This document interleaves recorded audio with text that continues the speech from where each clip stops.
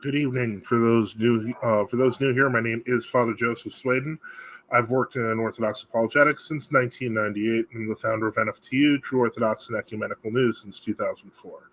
We've been in the apologetic space on Facebook since 2016 and on YouTube since 2018. Today we do our live Q&A session where you can get your questions answered live as well as member-requested video reviews.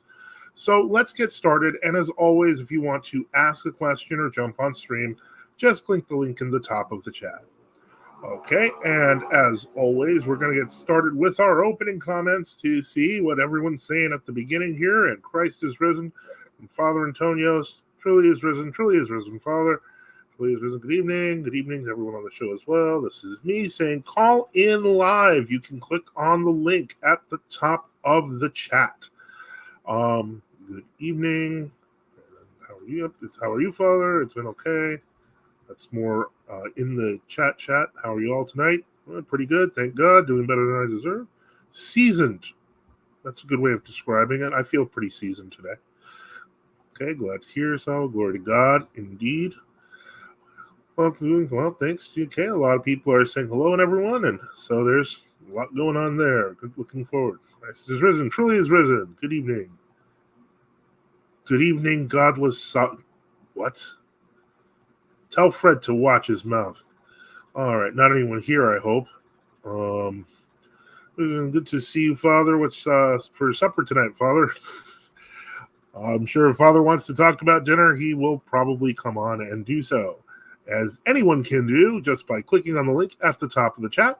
So we've got a couple of things going on for today. Last week, as I mentioned, I was exhausted, and I was exhausted because of the fact that I had to do a wedding. Two baptisms and a wedding. And, take back Constantinople. You just finished your show with Craig and already out doing another show? Well, that was on his channel. I haven't even actually put it up on mine yet, and that was a bit of a draining one. I wasn't expecting that to go as it did. It was very interesting. Christ is risen, truly is risen. What is the background image, Father Joseph? It's beautiful. Is it from Georgia? Are you referring to the icon, or are you referring to the background at the beginning of the show? Just if you could be more specific, that would help. Okay, so as I mentioned last week, I did do a wedding. I was going to put up pictures. I wasn't sure if it was okay. I got the okay, so I will be putting up some pictures. The background image of the stream. That is interesting. It was, I forget where I got it, but it's a generic image of old town and ruins, or it might be medieval ruins. I would just search that up on a search engine. I think you can even copy it, and then just try to see if you can find it. I've been using it for a while because rebuilding the world, something that we've touched on a couple of episodes, is something I wanted to do as a regular stream, especially on NFTU2.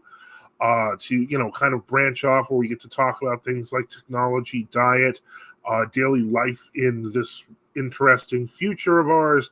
Father Boniface lists hamburgers with onion cooked in olive oil, pancakes with sorghum and cassava cooked in safflower, topped off with mango/orange mixed with soda water. Taking orders. Okay, that sounds fancy. Sava.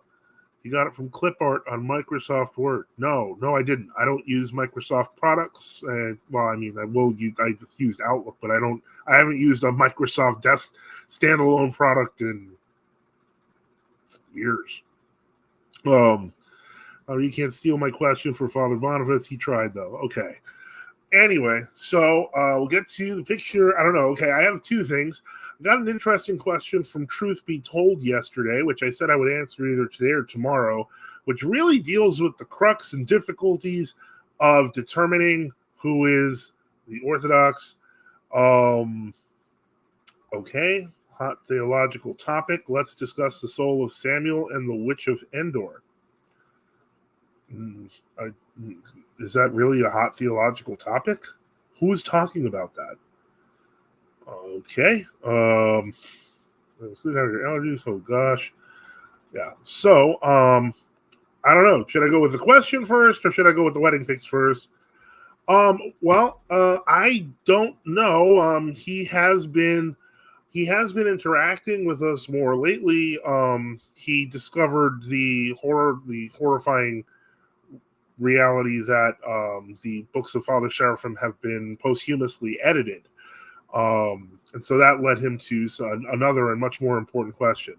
Father Antonios votes wedding pics. Well, the thing is, the book of Sirach says from the Bible that one was Samuel and not a demon. Show the wedding pictures. Okay, we got 2 votes. It sounds like we're going with that rather than the real hard question. Okay, so because apparently in order to share things like this, you either have to share your social media presence, or I'll just go with a selection of pictures that I have put on slides. Now, of course, I'm not very good at making PowerPoints or doing anything of the sort. So what I did was I made an untitled document in Google Docs, and I will be opening that up instead so we can go through each picture. These pictures are, I will say, courtesy of these are pictures we took in the church. I'm going to give a little more detail on that in just a moment.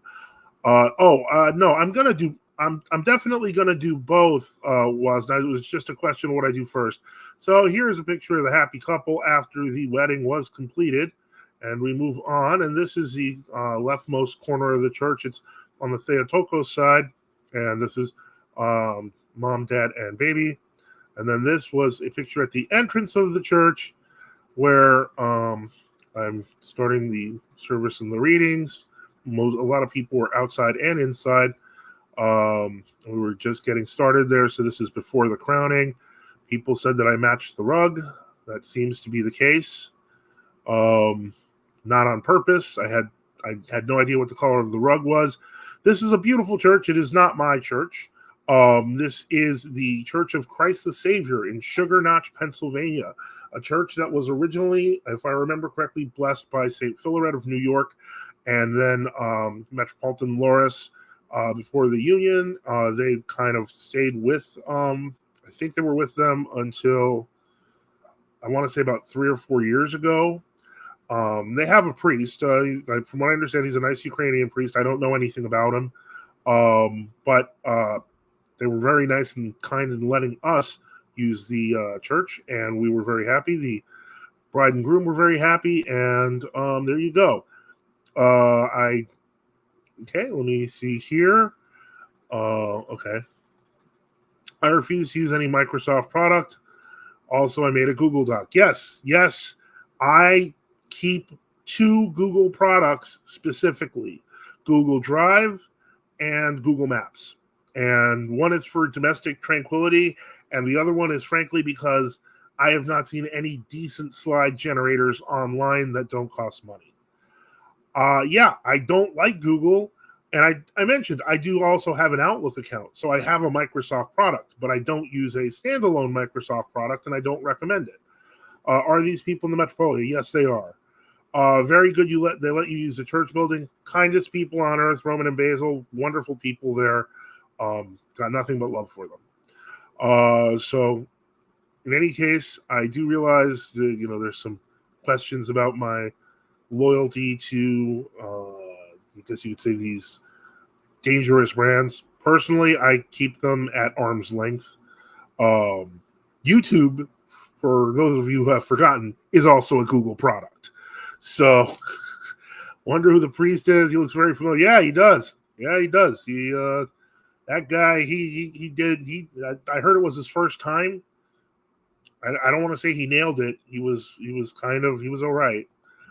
Beautiful couple, many years of happiness. Yes, we agree. Wonderful stuff. Okay, and now I'm going to go into that question, which I must get from here. Let me just see here. And if I can find it. I am looking for it. Okay, let me try to see if I can find it in the studio's chat box. One moment. Let me see here. How about I responded? Okay, let me see here. All right, so here's the question we got from Truth Be Told. And I am going to put it right in the chat. We're going to answer it, and it's going to be Let me see here.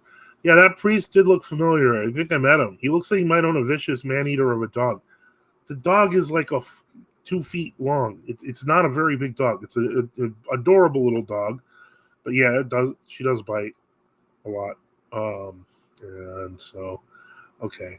So let me put the question in the chat, and it's going to be a doozy. This question ultimately is the hardest. It's going to be a tough one, guys. Father Joseph, why isn't it circular reasoning to say about your group, we are the church? This is what all schisms claim. Gregory of Colorado also claims to be the church. So why isn't your group in communion with him?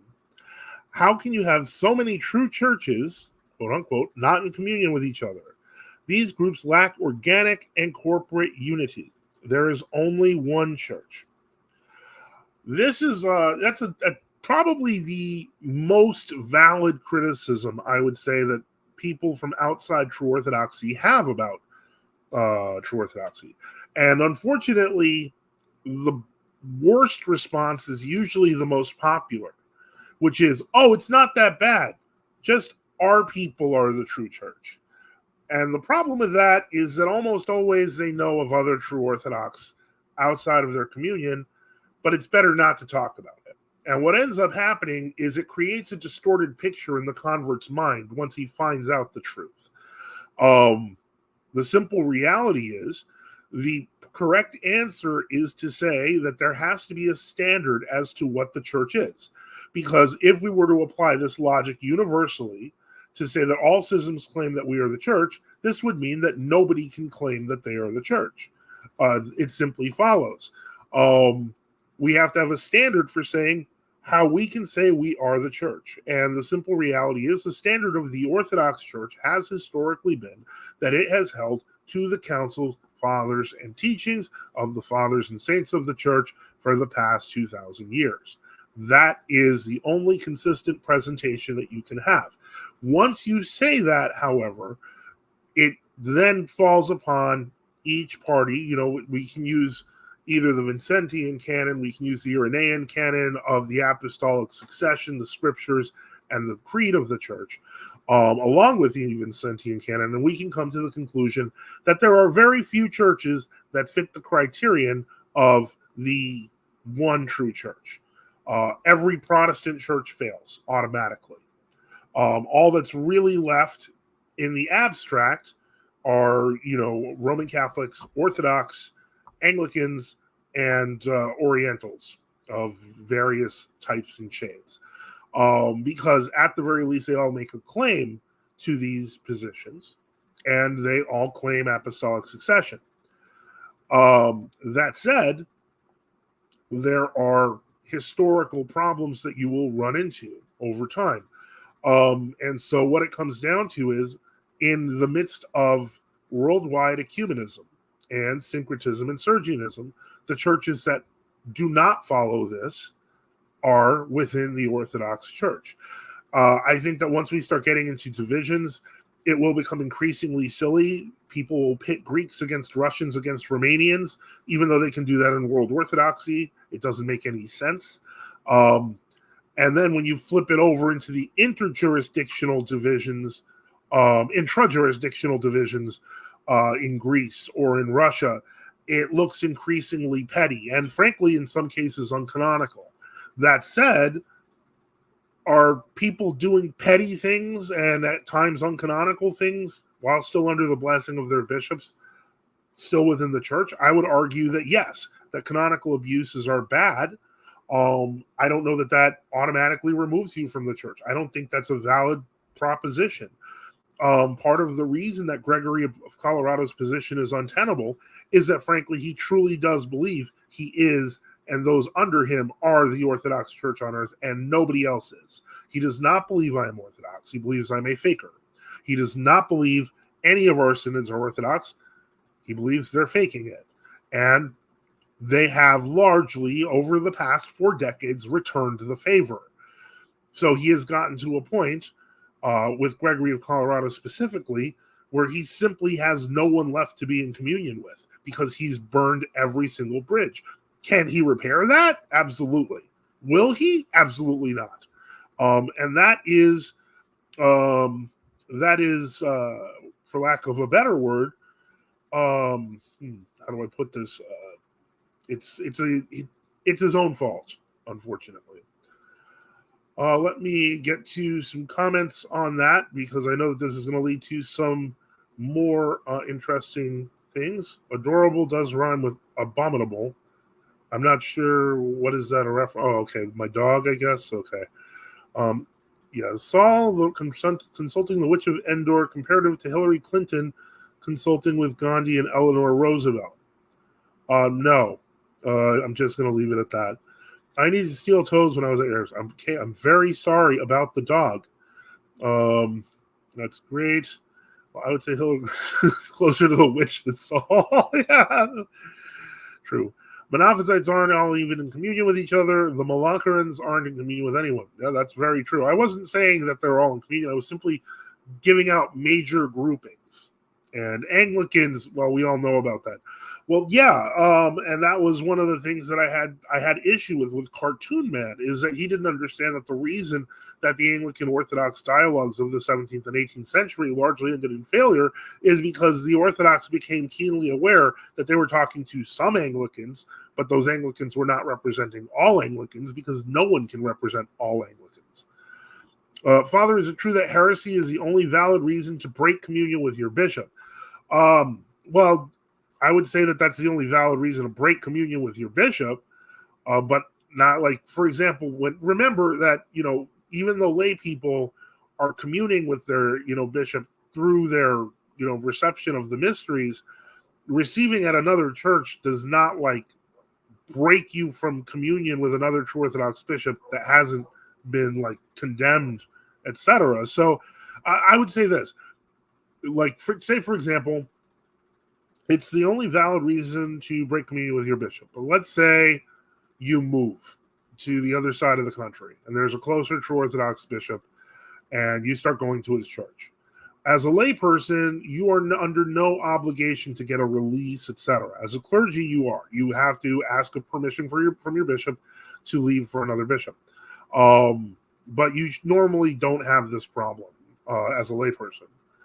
And I do have a question related to canonicity. Are there certain canons where it is acceptable to break communion if they're violated? I would say yes, but they would have to be doctrinal, like things related to ecumenism. Say, for example, if a bishop decides to go into a synagogue and pray, that's not only heretical, it's a canonical violation. And I would say that yes, that is a good reason.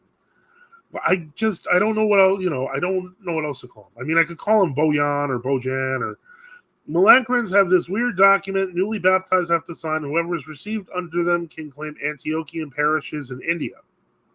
Okie dokie. I am asking about bishops breaking communion with other bishops, forming another synod due to canons that are being broken, not necessarily breaking communion due to heresy. Well, okay, I will say this. Like, say, for example, in the cases of the Russian THCAs, or temporary higher church administrations, if we're being technical, those are, you see that, hold on, I'll get back to this, but Sava says it's pronounced Boyan. Well, yesterday it sounded like he said it was pronounced Boan, so I call him Onion. Okay. So the thing about this is that technically the THCAs are temporary administrations, and they were expected to basically exist in multiplicity until the calling of an all-Russian synod to resolve those matters. And so, in any case, what I would say is I'd have to know the specific circumstances. But with the Russian case, especially with the rules of UCAS 362, it's complicated. I would say that both sides, unless there's heresy involved, both sides still retain their canonical character. Not that that's a good situation. It's one that eventually has to be resolved, and that was the point of forming the frock to begin with. But it ended up creating, Rocor did as well, ended up creating more higher church administrations, which is what we're dealing with now, is the aftermath of all these higher church administrations. But the problem is each one is claiming a level of exclusivity, which is a serious mistake. I think that is kind of it's kind of the opposite of what the Rocor was doing in the 1930s and 40s, when they were trying to establish community with other Russian synods that would eventually break off and become heretical, unfortunately. But they didn't come in assuming that if another separated group of true Orthodox Russian bishops were there, that they were not in communion with them and they were automatically heretical. I think that has caused more damage than anything else in true Orthodoxy, because that has led to people accidentally or sometimes intentionally getting rebaptized, even though they were baptized as true Orthodox Christians. That is unacceptable, and it needs to stop. And I will have to talk at length about that further, because it seems that certain hierarchs seem intent on rebaptizing Orthodox Christians and then making claims about having converted them. And I thought that was really limited to basically the Kierikites. And from what I understand, I'm not even sure they're doing it anymore en masse. But there's another group of people around a certain bishop who are, and that's problematic, to say the least. But I'm not talking about that today unless people press me on it. Yeah, he makes me cry with cringe. It's a weird name even in Serbia. You see only people in northern Serbia with that name. I do not know that, where the Hungarians live. How would you respond to the idea that it's okay to stop commemorating the heretical bishop, but you can't create a new synod? It makes no sense. What people are supposed to do at levels lower than the episcopate is go to the bishops who aren't preaching heresy. What bishops are supposed to do in this sort of case where there is mass confusion is to organize so that they can continue the administration of the church. It's about continuance. It's not about creating. It's about continuance of what was there, because heresy ends up creating division and damage in the church. So when people say to us, are you creating new synods? You're playing right into their hands by saying, why, yes, we are. No, we are continuing the work of the synod that has been damaged by you ecumenists. That's how it works. Who is doing this? Name names. Agafongo, because I don't have to. I'll name him LOL. He's having baptized. Yeah, he is. He did that in the Philippines. All of our people, actually, that's the worst part. In the case of our people, what happened was when Metropolitan John and Bishop Enoch went to the Philippines, they took in everyone who was baptized by the MP by chrismation. But because of the weird situation where there were Antiochians who weren't baptizing people coming out, they had no baptism. They were coming in from like Agalipayan and other religion, quote unquote, baptisms. So those baptisms were done because they didn't have a baptism. And then the worst thing was Constantinople in the Philippines, because they were rebaptizing people from the Moscow Patriarchate and the Antiochian Patriarchate. So they were literally, they say that true Orthodox have this problem. No, they have this problem too. Just not in, the U.S., where they just ecumenically try. Now they're all having problems because of their whole ecumenical policy. But the point is, when Agafongo took in these priests by stealth, we don't even complain about that part. But then we discovered that any lay people who were baptized by us by triple immersion were then rebaptized. And that is insulting. And now that there has been a break with the Bulgarians, it looks like Metropolitan Agafongo is moving into Bulgaria. And I really hope he's not rebaptizing those people. But nothing would surprise me. In the Philippines, yes, he took a bunch of men. Yep, rebaptized and paraded them as converts. Are you going to debate a carnivore diet supporter next, Father? I wish I could. If somebody wants to, I would love to debate a carnivore diet supporter. Agafongo being Agafongo, yes, he is, and he's slowly earning that hated reputation that we see with sometimes with the Kierikites, although they've been improving, and with Gregory of Colorado. Like, if that's the template you want to follow, you go for it. Brilliant. Agafongo of Rocor A, unfortunately so. And this is, I think, related to why most of his parishes left in the U.S. And quite frankly, I think that I wonder if he'd rebaptize his own people. Possibly. I don't know. The one and only. Does Metropolitan John condemn Roquelare's acts? Of course, we condemn all rebaptisms of true Orthodox people. That's wrong. Yep. I think they went out of formal communion. So now if you look on Metropolitan Agafongo's page, he now has Bulgarian parishes. So I do know a Kyrgyz priest who rebaptizes true Orthodox, or at least would. Well, that's disappointing. It means they're just as awful as they were a few years ago. Father Matthew, don't know. That sounds insane. Yeah, it is insane. It is absolutely, and it causes spiritual destruction. If you know that there is another jurisdiction of true Orthodox Christians whose bishops have had a spat with you and don't, or have a spat with your bishop and don't recognize each other, to punish their faithful, I think is sick. I think it's honestly very, very sick. Let me see. I would pay to see you debate them live. Well, everyone knows I'm perfectly willing to accept donations, but in order to do that, I'd actually have to get him to do that, and I don't know that he would. Yeah, he does. He got like 2 or 3 parishes in Bulgaria, so yeah, it's just about as many as he does in America now. So he's doing great for the leader of the Russian church abroad, even though most of his parishes are in the territory of the former Russian state, except for Brazil. To be fair, he was a young priest who was rushed in the priesthood. He's literally 28 or 29. Who is he? He's a Kyrgyz Matthewite priest, Father Matthew Holmes. I'm sorry to hear that I'm sorry to hear that he would do that. That's just a shame. He'll be marching on Lesna soon. Yeah, probably. It's an ecclesiastical invasion. It's more like I hate to say it. It's more like an ecclesiastical punchline is the word I'm looking for. Punchline. That's pretty funny. Okay, and so yeah, so we covered that question. I would have had video of the wedding.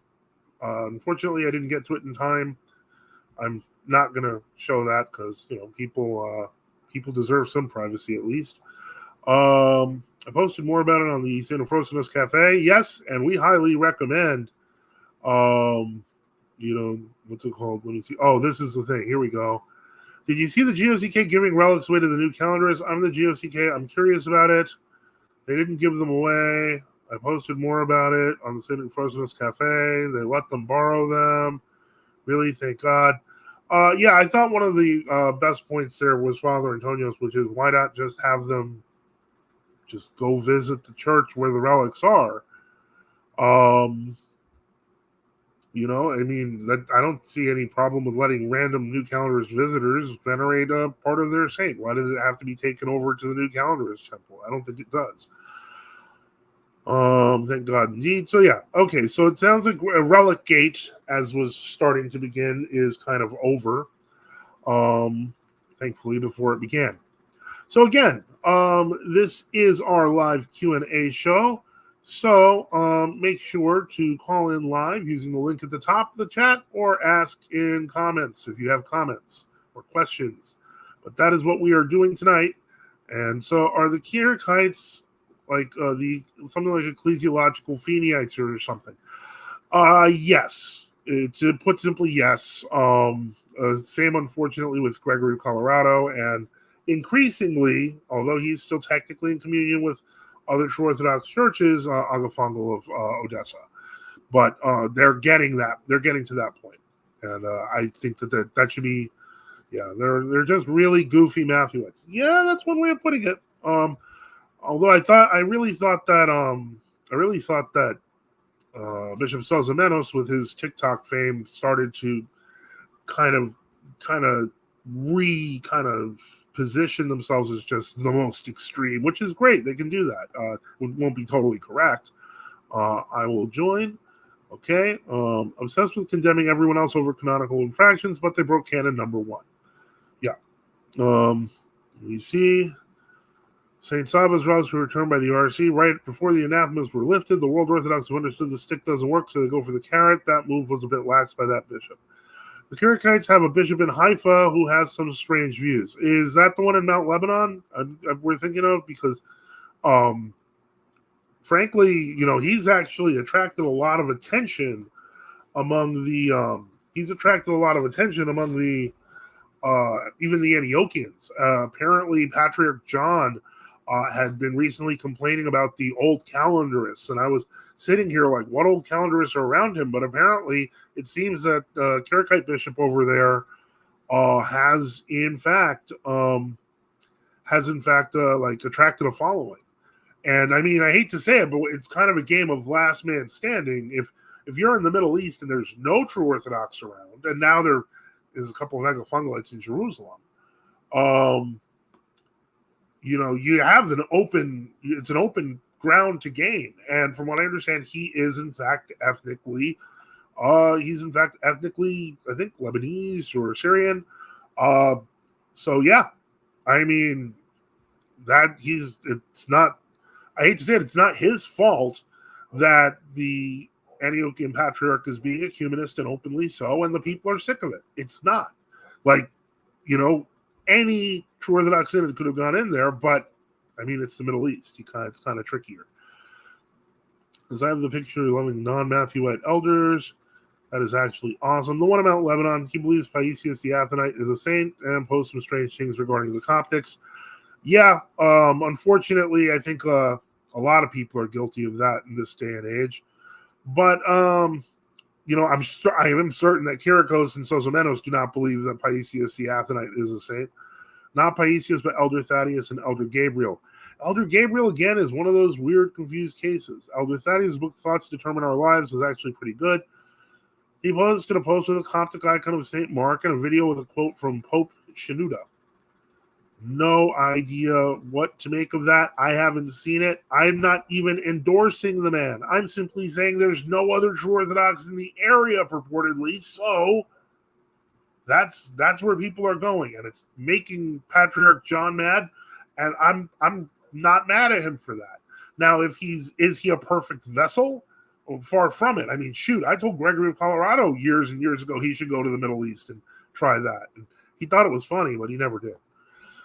Father, I had a question about St. Constantine. A few priests on Ancient Faith Radio back when I listened claimed St. Constantine was an Arian. I assume this isn't true. I was hoping you could say something against that. Yeah, I have no problem with saying something against that. He wasn't an Arian. He was baptized by St. Sylvester. That's what our liturgical texts teach. He was Orthodox, but he was also in charge of government, and the Arians were a significant social force. So he was their emperor too, but that doesn't mean he was an Arian. I personally wouldn't be surprised if Agafungal has parishes in Lebanon. No, Arabs can smell a scam. What is the difference between the Western Rite liturgies of Antioch and the Western Rites your church uses? It may have been or could have been a show of its own. Actually, I'm going to be proposing a show I'm hoping Bishop Enoch would oblige, where we could do it on his traditional Western Orthodoxy channel, which has broken into like 150 members so far. To cover those issues directly. This is because this is not a specifically Western Rite channel. We talk about Orthodoxy in general here throughout the world. Western Rite is a niche topic, but it is a niche topic that he's very interested in, and I'd love to help with because I'm also interested in it. I just don't want to make it the focus of this. However, if you haven't yet subscribed to traditional Western Orthodoxy, Bishop Enoch reads from Western Fathers, I think 3 to 5 times a week.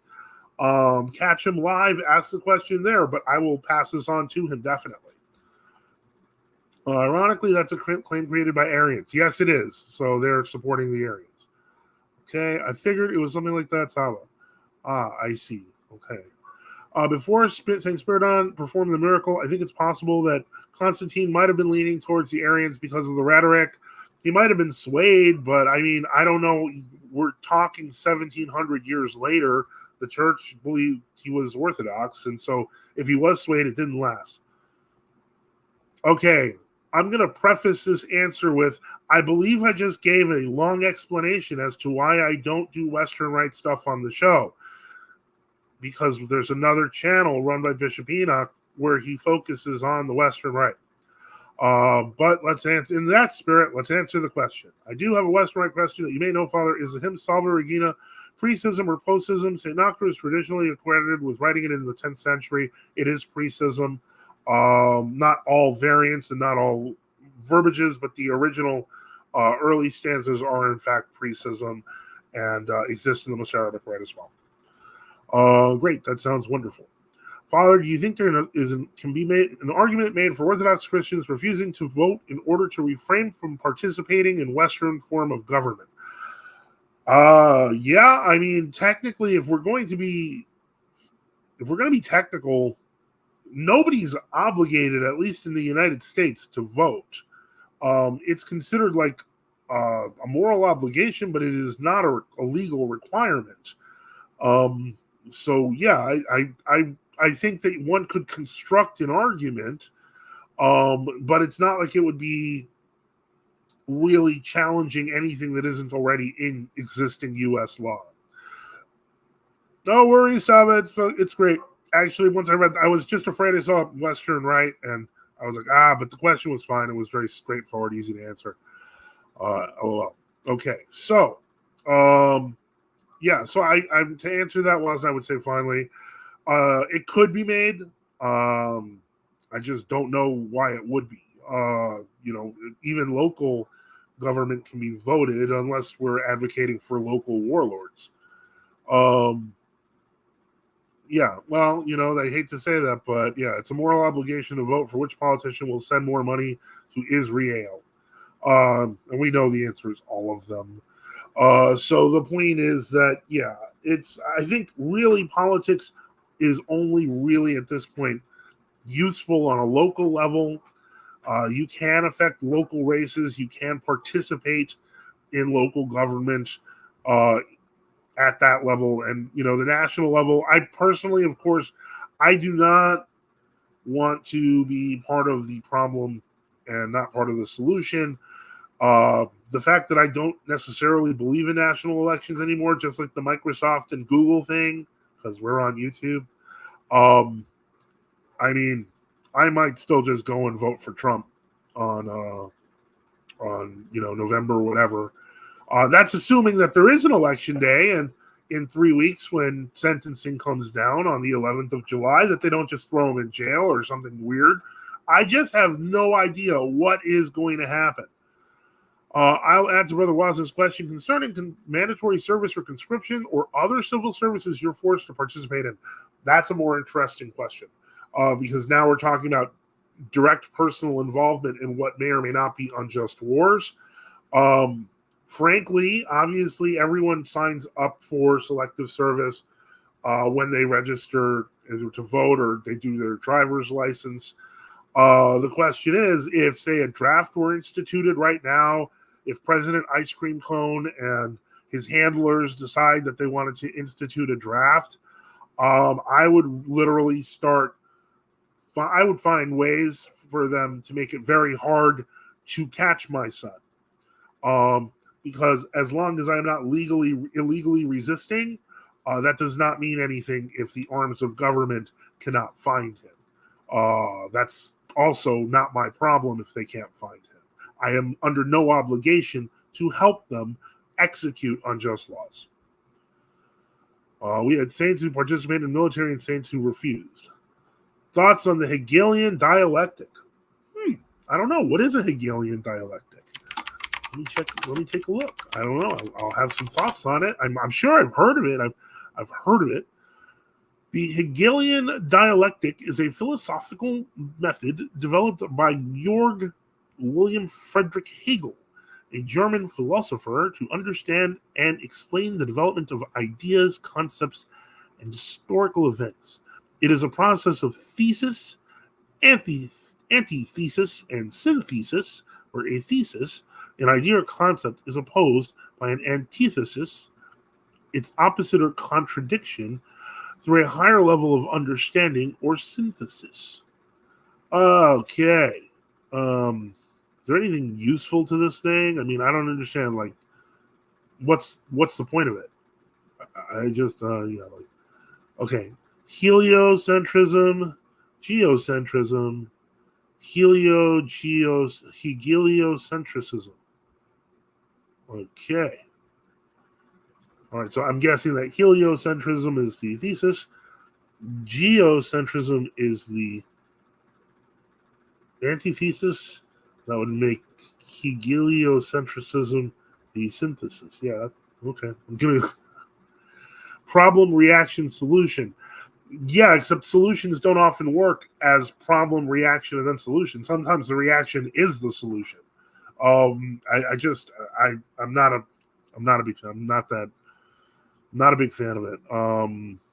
Okay, Oreos. Okay, this is starting to get ridiculous, guys. Oh boy, yeah, I'm feeling you there, Atomic Lead. It's starting to get confusing, especially now that we talked about. Okay, one way to address the issue is for the Orthodox Church to rule that it refuses to send its sons to war with another Orthodox body. That's actually true, and that was actually discussed at our synod's last synod meeting, where basically the question of the potential of ordering against the draft was on the table. However, since there was no real view on the horizon that it was going to happen, basically the synod decided that they could do it, but they weren't going to do it because there was no reason to do it yet. The Wasna epistemology. Create a problem you already have a solution for and wait for the reaction to unleash said solution. Oh, well, that sounds awful familiar. Solving the problems that you created. Most interesting. I have another question related to Anglicans. What do you know about Anglo-Catholics who broke in the 1970s? Honestly, I don't. I know most of the Anglo-Catholics who broke in the 1870s became the old Catholics, but I don't know what Anglo-Catholics who broke in the. I don't know these people. If you could give me like a name of the movement, Wallace and Grommatism. The moon is a habitable ball of cheese. Sounds right to me. Father, one question I've been asking for a few years now, but never got a proper answer is, who was the last Orthodox Pope of Rome? Part of the reason that is a hard question to answer for many people is because of the fact that it's not very clear. I would probably say that the last unquestionably Orthodox Pope of Rome would have been the one before Leo IX. After Leo IX, because he was part of the Hildebrandian circles, but he was also mostly a pliant duke. Might have been nominally Orthodox. They still had the Orthodox mentality up until the investiture controversy, the Hildebrandian schism, about 20 years later. At which point they did elect a counter pope to preserve the original thinking. So I would say, welcome, Vladika Enoch, Benedicite. Christ is risen. Surely is risen. And so I'd like to get your input on this. My personal view is because of the cultus and the miracles that were reported, I'd say Clement III, but I don't know what your take on that would be. Okay, what is the question? It is, Father, one question I've been asking for a few years now, but never got a proper answer is, who was the last Orthodox Pope of Rome? I think Clement III, Wibert of Ravenna, not to be confused with the Hildebrandian Clement III from like the 1200s, obviously. Right. I think there's we just need a lot of study of this issue, and the problem is that a lot of the sources may be in manuscripts, a lot of it's not completely translated. But what you can say about Wibert of Ravenna is that he did oppose, the Hildebrandian version of Reform. Yeah. And he did. He was considered sort of the. Remember, he had been the chancellor for Germany for the German emperor, for the German chancellor for Italy for the German emperor before that, and he had been Archbishop of Ravenna after that. So I think that's a good possibility. Don't quote me as a dogmatic point on that, because again, I don't want to go down the garden path and he said this. I'm but what I can tell you is that if the Hildebrandian line had been defeated, and like someone like a Wibert or Ravenna had succeeded, then it would have been much easier, even a worst case scenario, for the West to come back in a larger portion to Orthodoxy than if you have some guy claiming the Dictatus Papae is the basis of the Vatican. Exactly. So yeah, I guess we basically agree that we would put it at Clement III, often known as Anti-Pope Clement III, who died in 1100. The formal answer, if you want to go by the dating of the Bull of Excommunication, would be Damasus II. Remember also that Michael Carolarius did in fact accept Leo IX. He did call him Pope. Yeah. Now, in and of itself, I mean, it's difficult because obviously, even in the 1898 or 95 encyclical of the Ecumenical Patriarch, they called Leo XIII the Pope. But I think in the context of the 11th century, remember, Patriarch Michael was claiming that that when Humbert and his people came to Constantinople, that they didn't really represent Leo IX. That Leo IX didn't really say these things. It was sort of like Humbert and his people that, with like Hildebrand, that made it up. So Michael Carolarius' position was that he never personally anathematized Leo IX because he thought he was just this old man who was being controlled by people around him. All right, which was true. Yes, that's true. And as you see, the successive popes up until Hildebrand's election, there was one in which they got so angry at Alexander II or something like that that they dragged him out of mass, and Hildebrand stripped him naked in the sacristy and beat him until he just said he'd do whatever he told him to do. Yeah. Again, remember they had the Council of Sutri, which is like 1047 or 1049, because there were three people claiming to be pope at the time. All right, and no one in the West really knew who. There were different choices. All right, as to who was like. I think Spain had not been in, like large portions of Spain had not been in communion with whoever was the pope at the time. For example, when they had the Council of Orleans in the 990s, the Spanish Church's position, because just was that this is before this is during the whole pornocracy, the age of iron, when there were all these different popes. The Spanish Archbishop's position was that we have no idea who's the legitimate pope, just like the Belgian bishops have the same position. So they had Sutri. Technically, all three agreed to resign in 1047, 1049.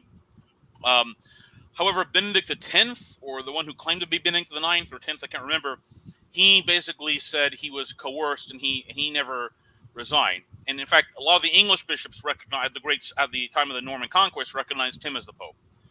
And I mean, ultimately, it's very difficult to give an answer because there was so much confusion over who was even legitimately elected.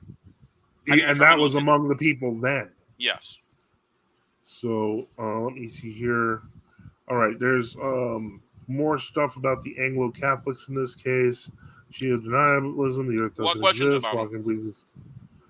What? What questions let me see here. Well, first we're trying to figure out the group. I think it is the Ordinariate of St. Peter, is what Father Boniface is saying. But DTC says hello. Also, what did the BOCC break with the GOCK? I have no idea. I have no idea even if they broke communion with. There was a group of Anglicans. There was something called like the Anglican Ordinariate that the Roman Catholic Church created, I think, back in the 80s. Under okay, maybe that's what it is, I guess. And basically, it said that Anglicans could join the Roman Catholic Church, and their Anglican priests could be reordained as married Roman Catholic priests. But that there would be no more married priests after that. They'd have to be sourced from Anglicans if they wanted to be married. And they were allowed to use something called the Book of Divine Worship, which was basically they took the Book of Common Prayer and they like spruced it up to make it look more Roman Catholic, I guess, and such. So now we did have a question from a John Wrinkle earlier, which you can look at it in the chat.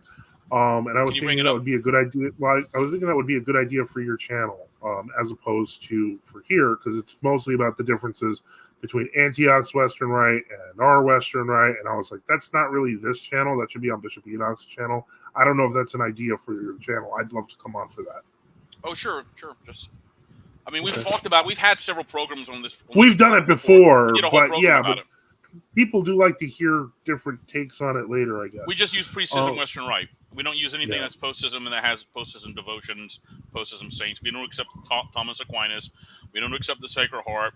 I mean, it's a lot easier in some ways to say what we don't accept, because as well as what we do accept. You have to have both a positive and negative vision, so people understand. So, and then let me see here. Wasn't Saint Pope Leo IX banished to Spain and sent a letter to Patriarch Michael? Or not to my knowledge. no, I don't think that happened. Yeah, I mean, if you have, there's so many like rumors on the internet about this stuff. Yeah, when you start tracking, like I've heard people. I mean, Vladimir Moss claimed that Leo IX, had took the Epiclesis out of the Roman canon, and I asked him about that. He's like, I just read. He said he didn't know where he got it from. He just saw it on the internet. Yeah, the history, as I understand it, commonly understood, is that Leo IX was held hostage due to local warring in Benevento, and died there in 1054. And he didn't. I don't think he actually knew what was in the bull of Cardinal Humbert. So I don't know. I think whoever told you that, I think made that up. If you've read it, please send us the source. Yeah, we'd love to see it. That does sound right. What's the possibility that both the left and the right are just Freemasons that are dividing and conquering? Well, it could be Freemasons. It could be a lot of other people. But what are the possibility? I think it's a high possibility, which is why I don't trust either of them. I also want you to mean by left and right as well, because left and right in America, political right. Yeah. So I mean, there's the point is that too, so. I know, and that's why I said it doesn't just have to be labeled as the Freemasons. Freemasons is the safe way to talk about some of these things, by the way. The banksters. I realize there's all sorts of names we can put to it, but the point is, if we're not following left or right, but following Christ, we will have more awareness than if we fall into the traps of these things. Yeah, source, I made it up. Well, I don't think he made it up. I think someone else made it up. It's something I've heard, but I have no idea if there's a source. Don't believe. Okay. I assume the person you heard it from is the source. Yes. It's the gnomes. Okay. We must name the gnomes. Okay. All right. So, once again. I mean, remember, you have people like Ayn Rand that are considered the right, or Barry Goldwater.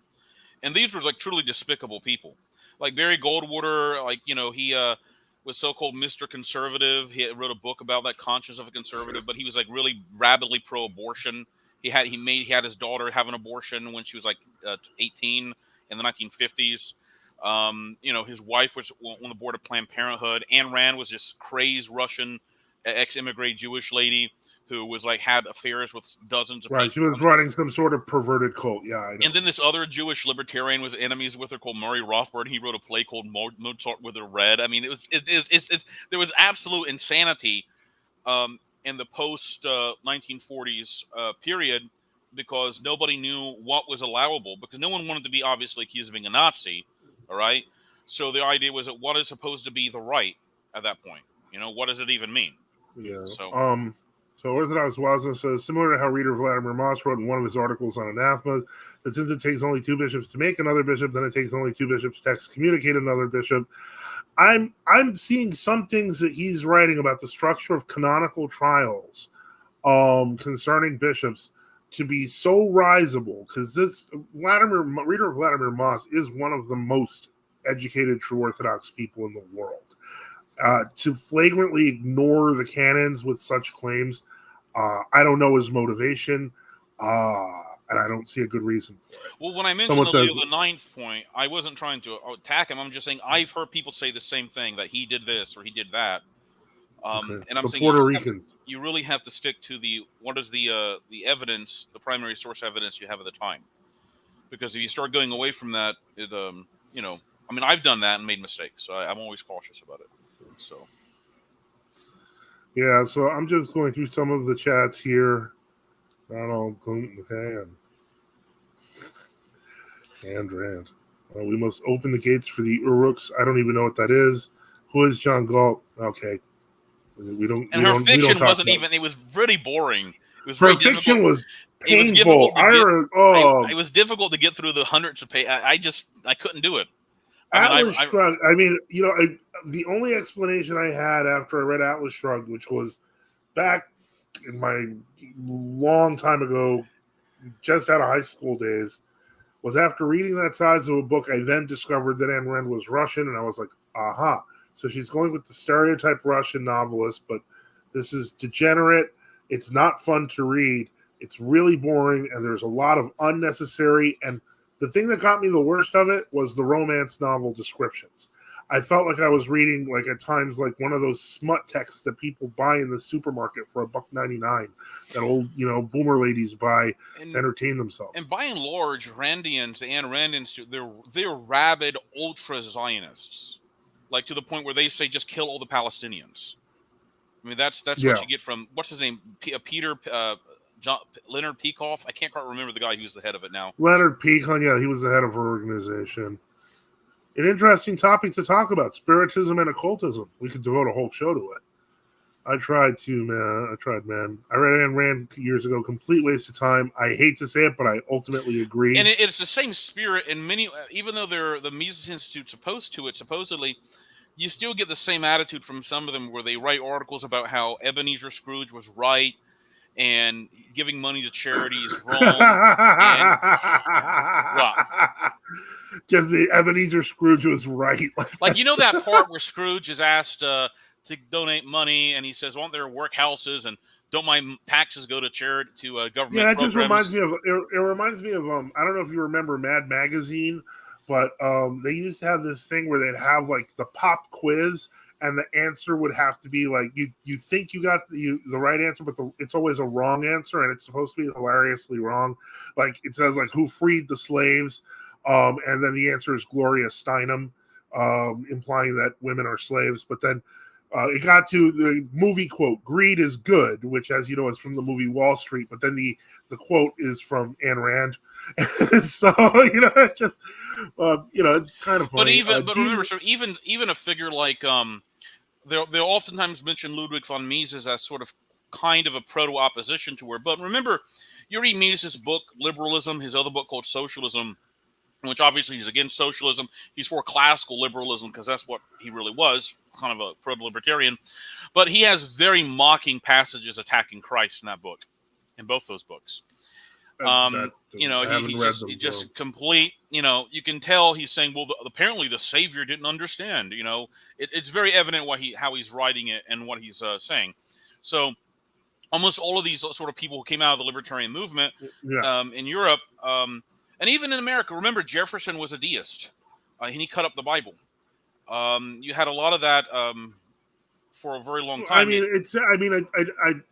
I hate to say this, but I don't see much value in trying to prove that libertarianism was historically degenerate when it's literally still filled with degenerates. Yes, it's it's sort of a phase some people, at best, it's a phase people go through, I think. Yeah. Like I went through it as a teenager. Then when I got in my 20s, I was like, this is not sustainable. Yeah, it's like the Ron Paul thing. Ron Paul was the cleanest libertarian that existed. Orthodox Wiles and Rights. I was reading an Elder Nectari the other day about a convert from Spiritism. Elder Nectari says that playing with the occult and demonic traps is super dangerous. It can cause you to go insane and eventually kill yourself. Yeah, I think that's true. You're not supposed to say that on YouTube, by the way. Oh, well, you got to use Unalive. I refuse to use Unalive. They may demonetize your channel, though. I refuse to butcher the English language to entertain people or to entertain some wokies. I refuse to do it. Thanks, my man. And certainly I wonder how many people in insane asylums are actually possessed. Oh, I bet there's quite a few. Or in mental hospitals. Yeah, at least when she wrote Anthem, it was short. That's true. I finished Anthem in about 20 minutes. It wasn't that good, but it was not long. It was like 40, 50 or 60 pages. Didn't they make a movie? Didn't they make some sort of movie like 20 years ago about this? They did make Atlas Shrugged Part 1. And it had the guy who played Qui-Gon Jinn in it or something like that. I can't quite remember. Yeah, I don't. I'm going to be honest. I knew there was a movie, but I never watched it because it was long and it was part 1. And I was like, I didn't like the book that much.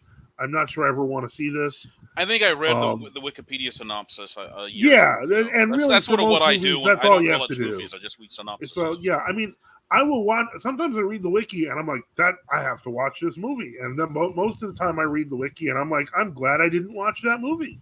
Yeah. How could a sane man come to a pro Scrooge position? I think it's because the libertarian classical liberal position is that the market has to decide. If the market decides you can't survive with your working ability and your intellect, then you simply need to die. It's a form of Yeah, social Darwinism. You yeah, just need that you're the surplus population. You're genetically hurting the rest of the population. People are going to get stupider. So we don't want to violate quote unquote individual rights by actively killing people. So just let them passively suffer and die. yeah, which That's is also horrible. almost like a Then the Malthusian way of looking at it in some ways, neo Malthusian. It's not really combined with unfair to evolution. Malthus. But Yeah, combined with Darwinistic presuppositions about things. So too many people like to say, and I've fallen for it myself. But so many people really apply to Malthus what should really be applied to what we call neo Malthusians, well, because how was Malthus different? Explain that to me. well, Malthus in particular was not an advocate of the culling of society. He believed, based in his writings and based on statistics, that things like natural disasters and famine and disease would cause death, and he viewed them as plagues visited by God, or allowed by God. But more importantly, neo Malthusians will then throw in plagues, starvation, and us killing people, which Now he my never supported. no, so it's been years since I read any of his text stuff, but and it was only snippets. But tell me, did did he did Malthus did he think that did he not understand that technology would improve the ability to grow more and more food?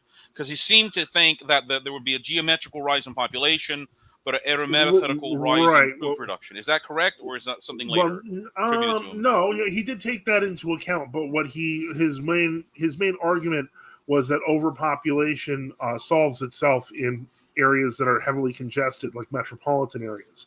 Like he points out that one solution would simply be to move people to unpopulated areas, but they keep coming to the populated areas. Yeah. So the whole point is that he was saying it was the very nature of the populated areas to cause everything from rising in price to scarcity of goods to disease, Now etc. there were some.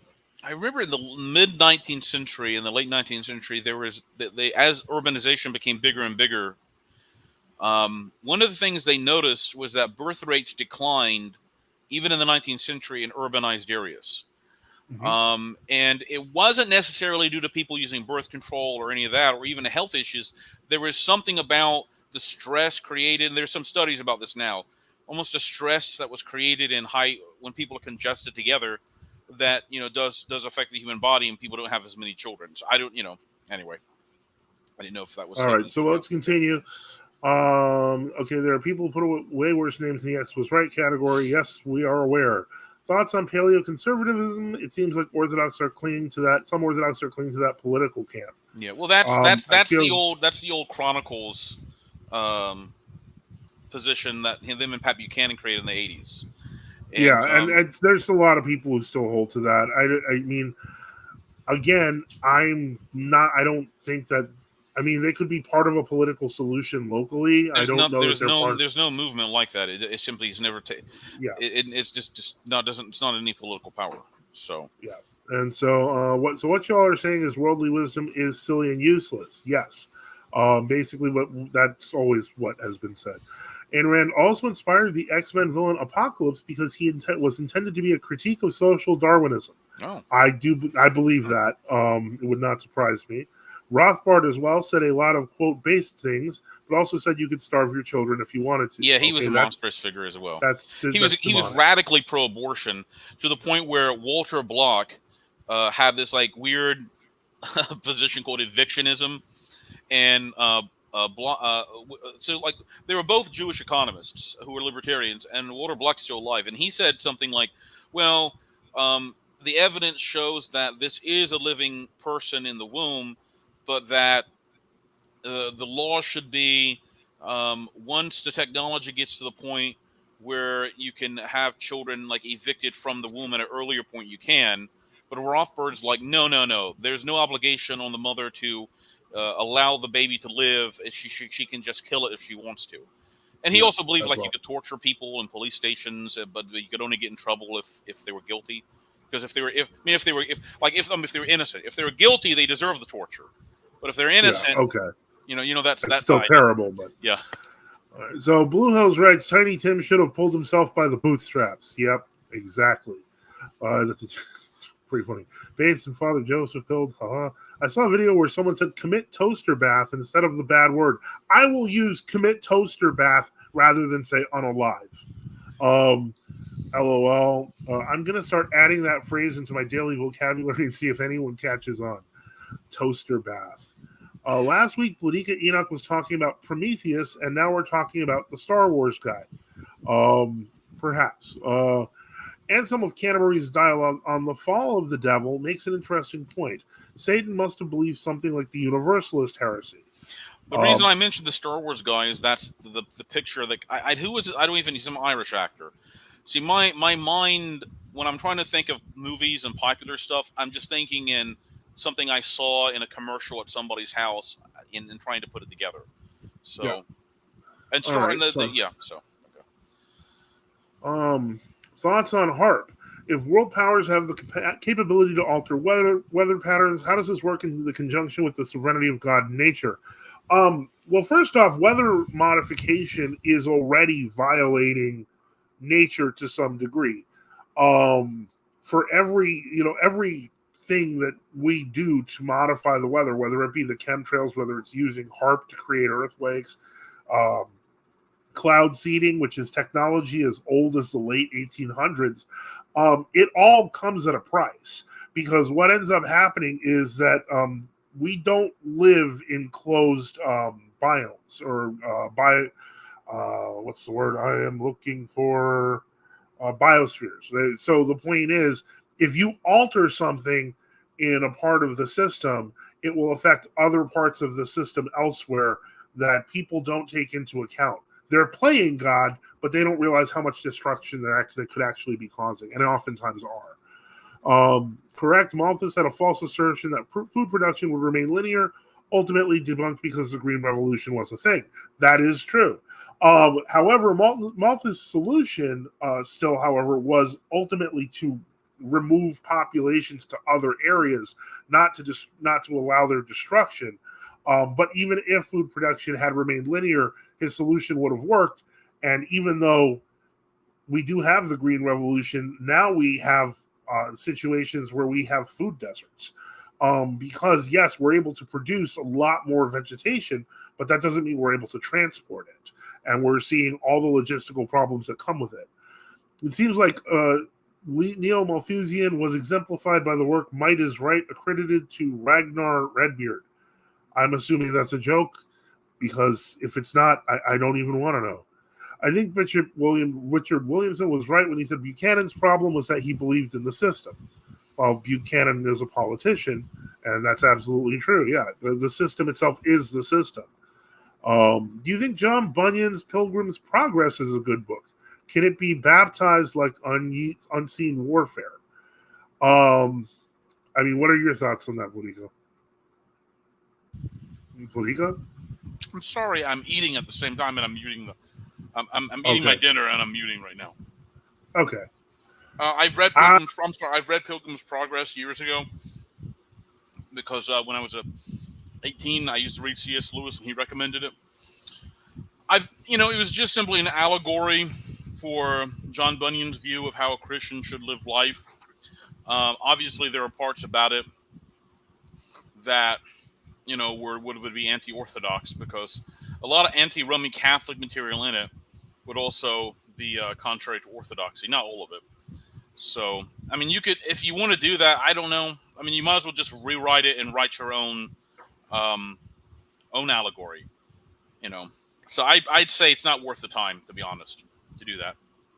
I don't have an opinion. I haven't read the book. Maybe I'll read that to see. I summon tornadoes in my bathtub. Is that weather manipulation?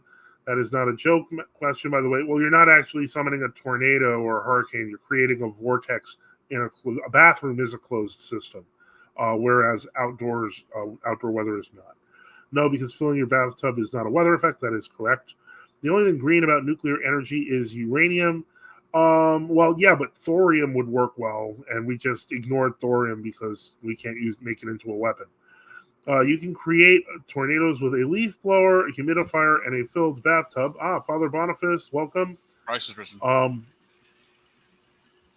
Well, remember, God is still in control, even if they have, even though we can split the atom or fuse hydrogen and create giant explosions, taking control of fundamental forces.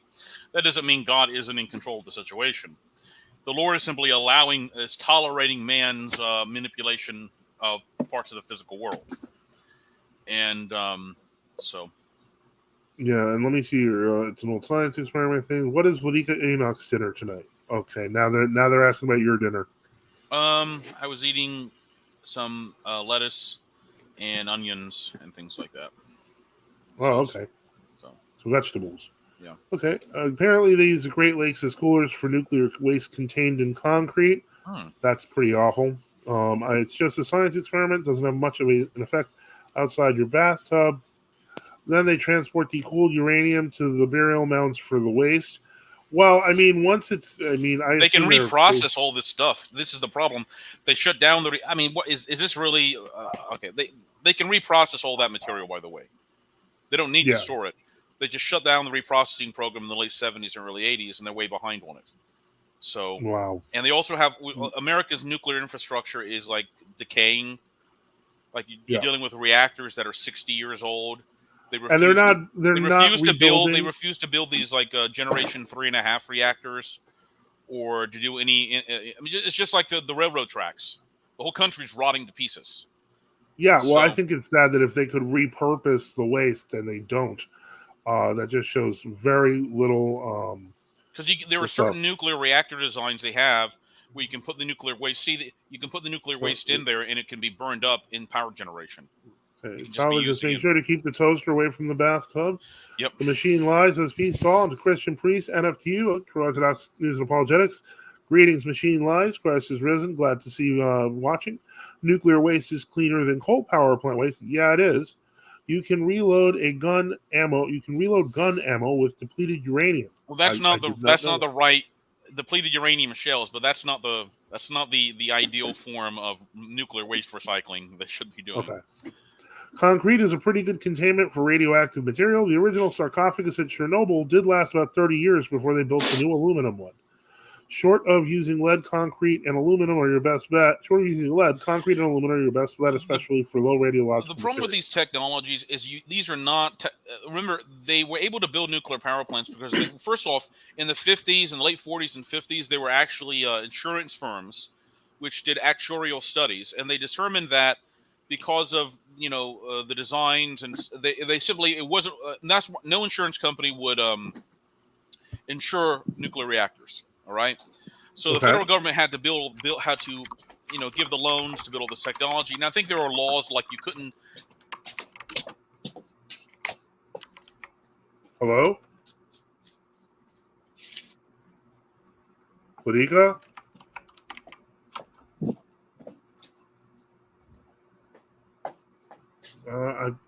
Okay. There were laws. Hold on. Let me see. I don't see. Bishop Enoch, are you still there, Bodika? Yeah, I'm sorry. I accidentally unplugged my internet cord.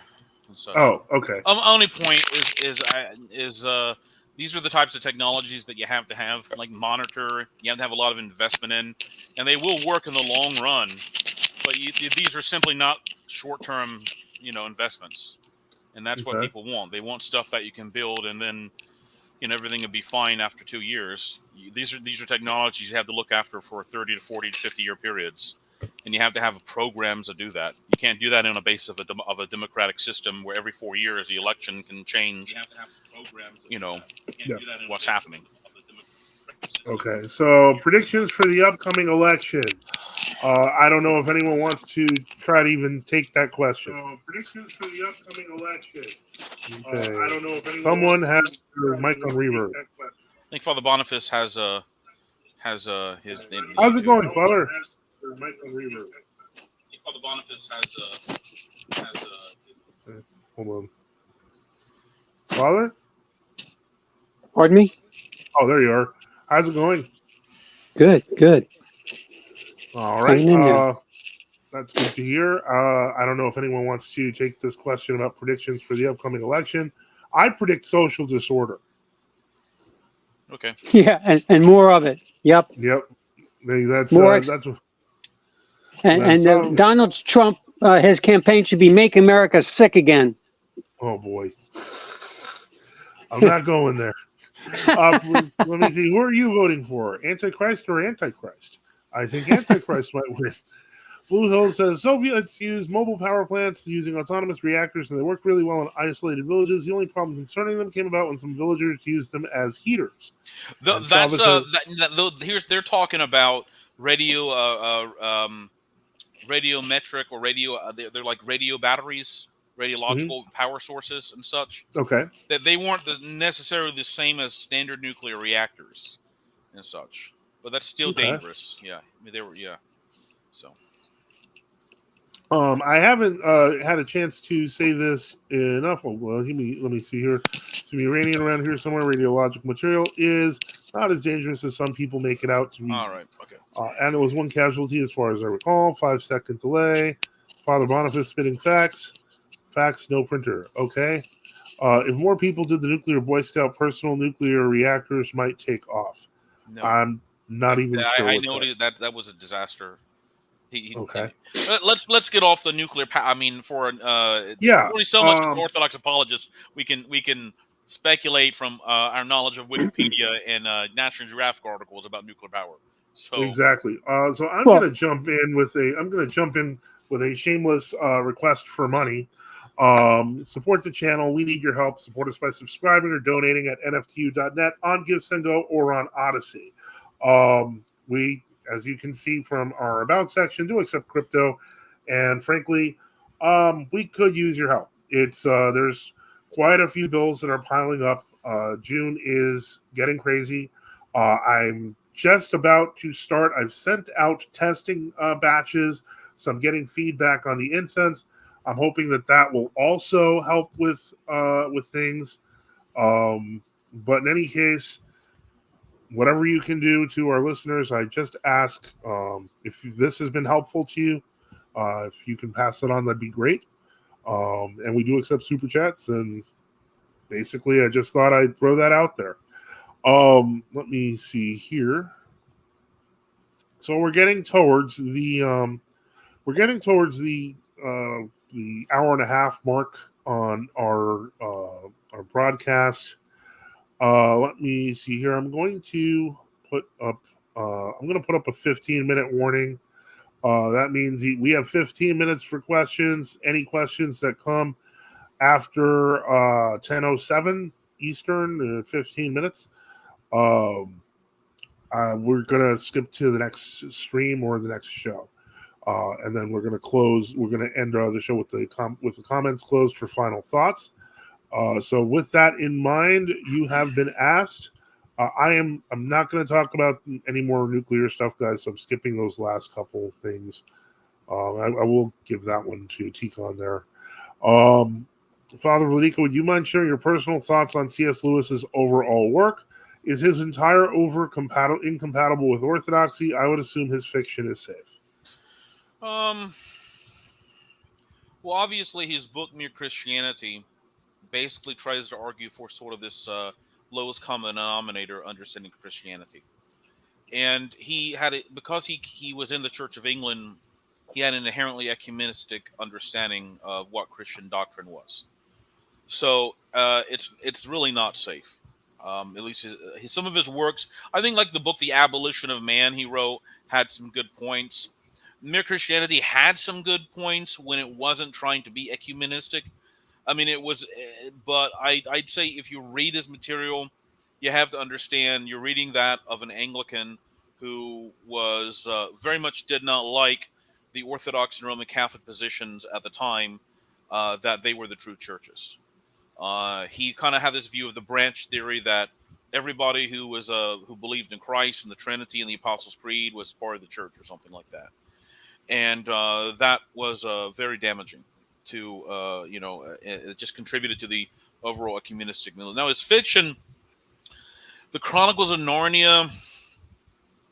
I mean, I don't really, I can't really remember. They were 7 books in that series. I had read all 7 of them. I guess it's debatable about some points in it. Like there was something about in the last battle when it describes the last judgment for Narnia about almost like the animals who didn't the talking animals who didn't follow Aslan, sort of like they went into non-existence or something, which is almost like it's almost like maybe he believed in annihilationism. It's quite unclear what his thinking was on those matters and such. So what I would simply say is that no, they're really not. They are incompatible with orthodoxy. Although there are like other writers who are not orthodox, they do have interesting points in them. So that's what I would say. So I'm gonna Saba and the other writer were talking. I'm gonna put those up quick. Jorge had a question. When is casting lots permissible? When you do disputed elections of bishops, for example, like that's how they. Remember, after in the Book of Acts, they had to elect Saint when Matthias. they had to replace Judas. Yeah. Yes, and they ended up casting lots, and they chose Matthias. So, I mean, I know there are some. I think there are occasions in some maybe historic elections of metropolitans when there's a dispute, and they will put like 2 or 3 names in like a Eucharistic chalice that's empty, and they'll draw out one of the names, and that guy will be the first hierarch or something like that. I've heard that, so. Now the next question. Okay, I'm trying to find questions here, guys. Thoughts on Black Hebrews, Israelites? Any personal interactions with them on the panel? Most of my interactions with them have honestly been when I was young and in New York. The internet has had a way of expanding their presence. I think a lot of their thinking is ridiculous, nonsensical. But, in terms of there are people who try to evangelize to them. I don't know how successful that's been. Again, identity religion is generally always somehow really hokey and stupid. But, and the BHI folks are no different. I do appreciate they're bringing vital wheat gluten steaks into the larger American market because those are good for fasting. But in terms of their theology, it's nonsense. Especially the most recent stuff I've seen. If any one of them wanted to come on, I would be glad to have them. I know that there was a thing I did where I was challenging a Muslim, and there was some type of Israelite type guy on the stream, but I haven't heard from him since.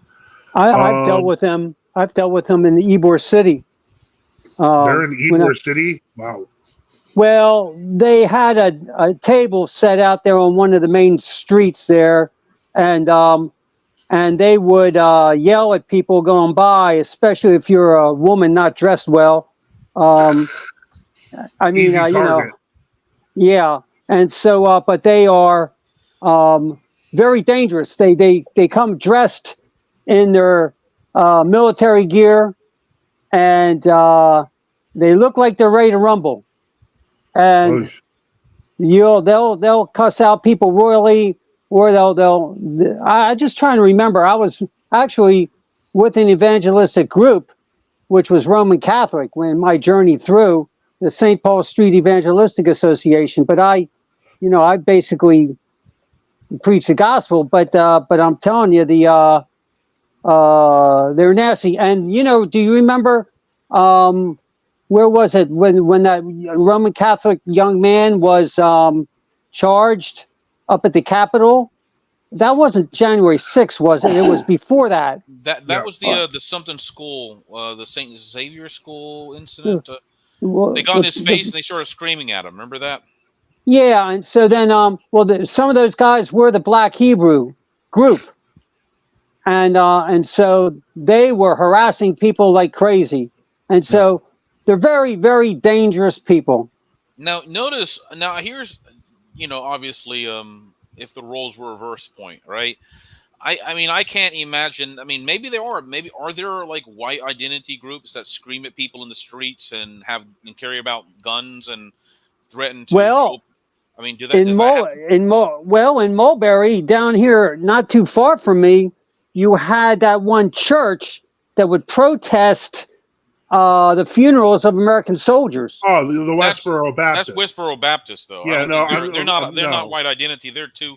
They're a old I Calvinist. mean, the white they're old identity Calvinist stuff Baptists. is mostly you're gonna find it's mostly like, I mean, I hate to say like the Nazball types and KKK. No, they wouldn't be Nazball, Father Joseph. KKK. National. Yeah, Oh, yeah. I mean, but a lot of that's I guess so. Yeah, but I just Proud Boys? you see. Well, no, Proud Boys are really just a social club. I mean, they're The head of Proud Boys is a black Cuban guy called Enrique. Yeah, they're not Okay. No, you have to. I mean, if you call out, like, I'm talking about, like, basically like a lot of the Aryan Nation type association. Well, yeah. Who was the head of the Nazi Party? Charles Duke. Oh, you're thinking of David Duke, I think. But he wasn't head of the Nazi Party. He was head of the KKK for a while. The head of the American Nazi Party in the 60s was headed by Rockwell. Yeah, and he got shot by some Jewish guy who was like a member of the party or something like that. Yeah. And George Lincoln Rockwell. George Lincoln Rockwell, yes. And then later, wasn't he on government payroll? He may have. I don't know. I mean, it's possible that a lot of those guys were that they. I mean, I have a feeling that a lot of them took money and they betrayed each other. Yeah, but I thought that we knew a priest who actually worked in government who saw him getting paid. I think our Father Benedict, before he passed away, he went in the early 70s, before he was a priest, he's just a layperson, and he wasn't even part of our church. When he got out of the army, the FBI was like, "We want you to be an infiltrator into the American Nazi Party," or something like that, or maybe it was the late 60s or whatever. And he said he saw something like that, like the FBI was like giving money to members of the organization and such. I think I remember him saying that. Yeah, well, he got out, and he himself said he didn't want to be involved. He thought this was like crazy because they would eventually kill him, and the FBI wouldn't really stand up to protect him, even though he was like a supposedly an agent, informant, or whatever. Because anybody who works for like government and they say, "Look, we want you to infiltrate this organization," a lot of times they don't. They'll let you be killed. I mean, there's obviously the joke about you have the KKK meeting, and then out of the 12 people there, all 12 of them are government agents, but they're just simply working for different agencies. Yeah. So one works for the FBI, another for the ATF, another for the DEA, another for the local police or whatever, and such. So, but the Black Hebrew Israelite stuff that's not too different than the white identity stuff, because they both claim that claim that they're Israel. Yes, and the Israel is exclusive. Yeah, the Israel is. I mean, in Gab you encounter that, but Israel is exclusively an ethno-racial identity, and which makes a mockery of the Book of Galatians, and the traditional interpretations from the Bible and such. And this is why I've noticed on Gab and a few other places, when you bring up the church fathers, they're like always against the church fathers, because they sort of know there's really no way you can posit this position outside of some guy from the late 19th century coming up with it. It's even bad in comparison to, let's say, like 16th century, Protestant views and what have you. So. Let me see here. What are your all's thoughts? What are y'all's thoughts on the screw tape letters as far as the theology? I haven't read them, so I have no idea. I mean, they're basically fiction that Lewis wrote, and they're demons trying to, like one demon trying to write letters to another demon to try to explain to him how to best tempt people and such. So, I mean, it's been years since I read it. So, I mean, there could be incorrect stuff in there. I mean, obviously it's written from the perspective of a demon, which is kind of problematic, I think, in some ways, but that automatically makes it an unreliable narrator. Exactly, right. So after judgment, if you fail, is it eternal damnation, annihilation, ceasing to exist? It's eternal damnation. Damnation. I assume that when you mean fail, you mean you're judged as damned. Well, my point is that Lewis, at the end of the Last Judgment, there's a scene where it talks about, like, because like in the Lewis's world in Narnia, there are animals that are regular animals, and there are animals that have like their own souls, so they're conscious, okay, or they're living in that sense. They're all living, but they're living in that sense. And then there's this Last Judgment of Narnia, and that those animals that chose to follow Tash, or like their version of the devil, that it's like, I can't remember, like it was almost like their eyes go blank, and the idea is almost like they cease to become sentient or something. So it seemed like, it almost seemed like he that almost seemed like a form of annihilationism. I'm not quite sure, but the reality is that everybody who's ever been alive, who's ever existed since their conception, will always continue to exist. You're never going to be annihilated. The only determination is whether you're going to, where your eternal destiny is going to be. So, isn't what Vladika was just speaking of, how they elected Saint Tikhon as patriarch? It may be. Maybe at the 1917 or 18 Sobor, that's what they did. And so, European stock from the line of Esau. This is kind of a lot of things claiming. There's a great video where these black Israelites went to the St. Peter's Basilica, and a black papist dude yelled at them for blaspheming. He was an African dude, and he was pretty angry at them because they looked foolish. Great video. I ran into them in Houston, Texas. They're pretty funny. They can be. They can have a pretty quick wit about them. Didn't you meet one at work? Yes. To your health, Father.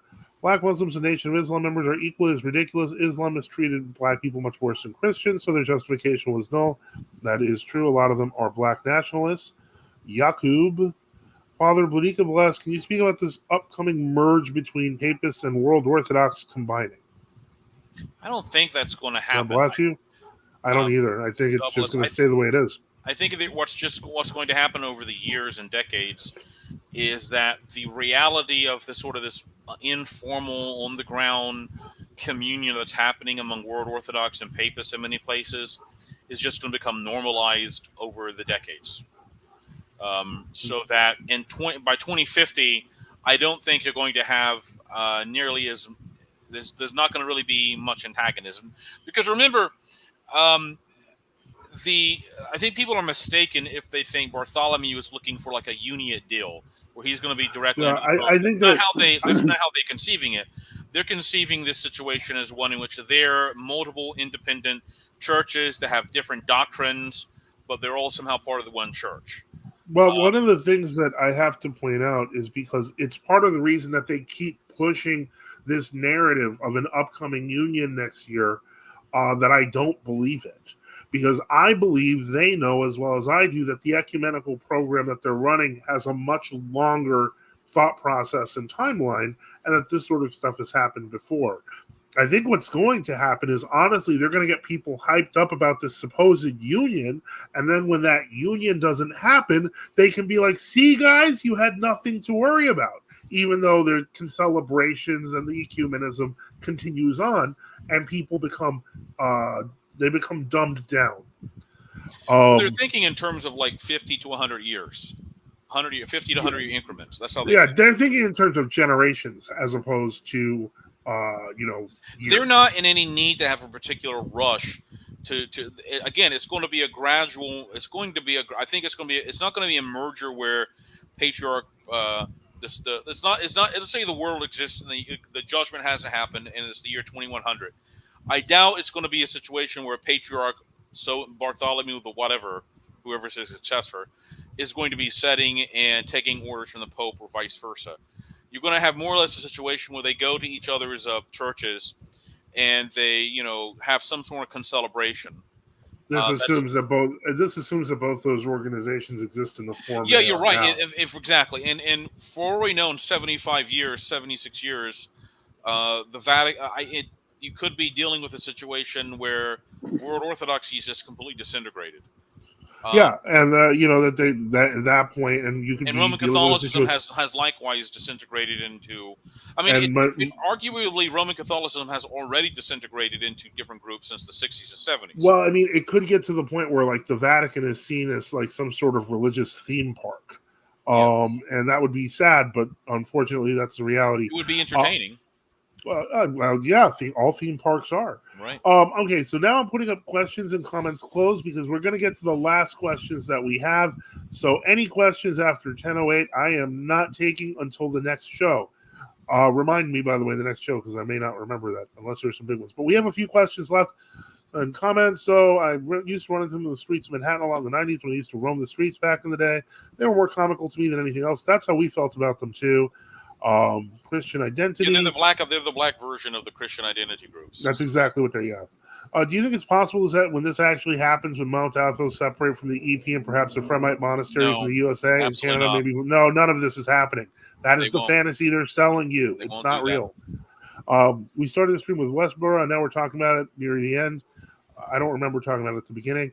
I don't know if they scream at people and tote guns, but the Christian identity types aren't particularly similar to the BHI people. 100% agree. No, not sentience. What does that mean? Orthodox, it's a reference. The sentience thing is a reference to. I'm assuming. I had a debate with a guy named Vegan Games, and his entire notion of veganism was based around the concept of sentience, which is largely undefinable, so that he could decide which animals, as a vegan, were okay to eat and which ones weren't.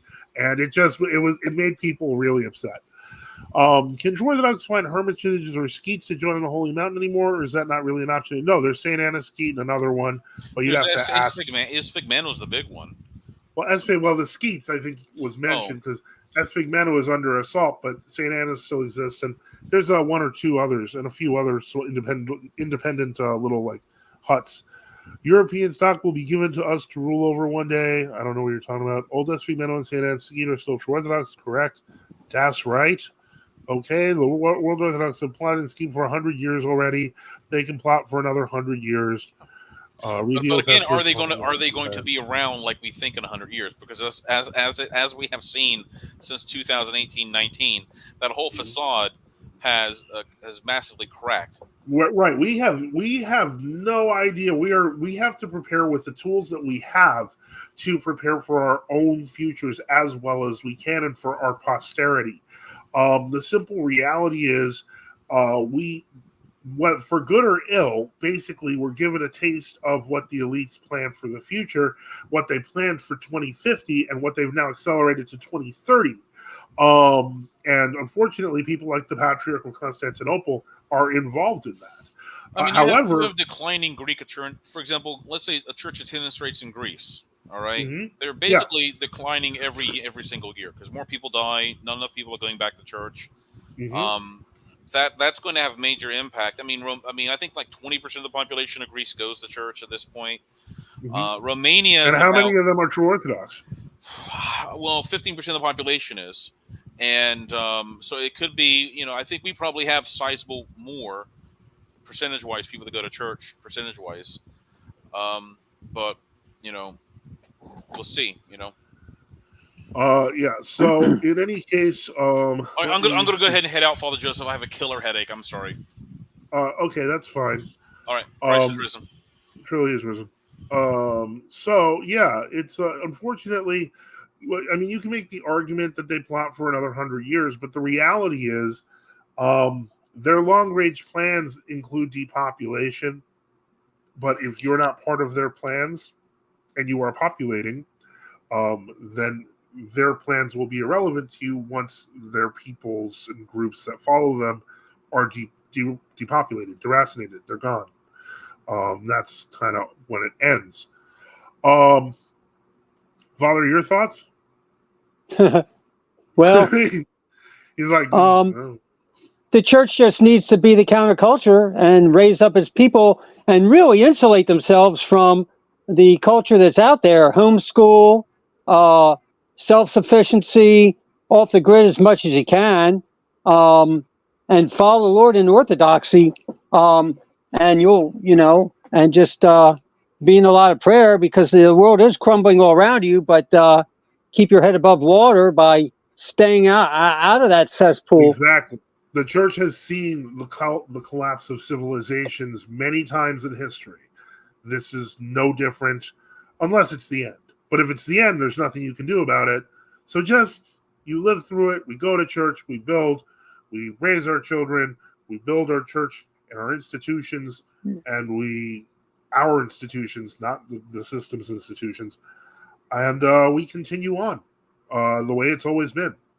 And so in that case, we are in the 1 hour 45-minute period. There's no more questions and comments today. I didn't see any new things. It appears people are arguing about some very strange stuff. If I don't know. Unfortunately, Jorge, if you had come earlier, I would have just asked you to join the stream, and I guess you could have had a chat with Sava or with Wazna, or anyone else, or ask questions about orthodoxy, because all of these identity religions, whether you're white or you're black, etc., are unhealthy and outside the church. You need the nourishment of Holy Mother Church to get things better. Okay, but that was my suggestion. In any case, as we hit this, I want to thank everyone. I want to thank Bishop Enoch for coming. I want to thank Father Boniface for coming. To our listeners, to those who ask questions and comments, and to those who support our mission. Support the channel. We at NFTU need your help. Support us by subscribing or donating at nftu.net, on GiveSendGo, or on Odyssey. We remember all of you in our prayers, and thank you for all the support for NFTU. Father, I guess, well, God bless you all. Christ is risen. Have a great night, everyone. He's risen indeed. God bless.